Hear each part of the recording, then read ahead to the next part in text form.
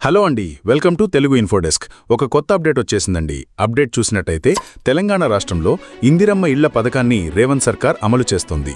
ఈ పథకం ద్వారా సొంతిల్లు లేని పేద కుటుంబాలకు 5 లక్షల ఆర్థిక సహాయం అందిస్తోంది. ఇళ్లు కట్టుకునేందుకు స్థలం లేని వారికి ప్రభుత్వమే భూమి కేటాయిస్తోంది. ఇప్పటికే తొలి విడత లబ్ధిదారులను ఎంపిక చేసి ఆర్థిక సాయం అందిస్తున్నారు. ఇంటి నిర్మాణం దశలవారీగా నిధులు విడుదల చేస్తున్నారు. కానీ తొలి విడత లబ్ధిదారుల్లో సుమారు 30% మందికి చెల్లింపులు ఆగిపోయాయి. కారణం బ్యాంక్ ఖాతా నెంబర్లకు ఆధార్ లింక్ లేకపోవడం లేదా ఆధార్ బ్యాంక్ రికార్డులలో పేర్లు వివరాలు సరిపోకపోవడం. ఈ సమస్యల కారణంగా ప్రభుత్వం డబ్బులు పంపలేకపోతోంది. దీన్ని పరిష్కరించేందుకు ప్రభుత్వం కీలక ప్రకటన చేసింది. లబ్ధిదారులు 2 రోజుల్లోగా తమ ఆధార్ బ్యాంక్ వివరాలను సరిచేసుకోవాలని ఆదేశించింది. ఈ మేరకు హౌసింగ్ సెక్రటరీ విపి గౌతమ్ అన్ని కలెక్టర్లకు సర్క్యులర్ జారీ చేశారు.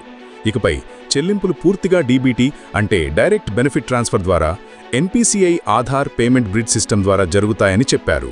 పేర్లలో తప్పులు, ఆధార్ నెంబర్లలో పొరపాట్లు, బ్యాంక్ రికార్డులతో తేడాలు ఉంటే వెంటనే సరిచేయాలని సూచించారు.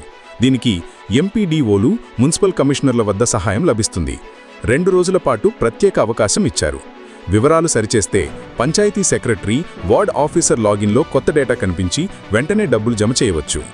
అధికారులు లబ్ధిదారులను ఈ అవకాశాన్ని కోల్పోకుండా వెంటనే తమ ఆధార్ బ్యాంక్ లింక్, పేర్ల సరిచూడటానికి హెల్ప్ డెస్క్లను సంప్రదించమని సూచించారు.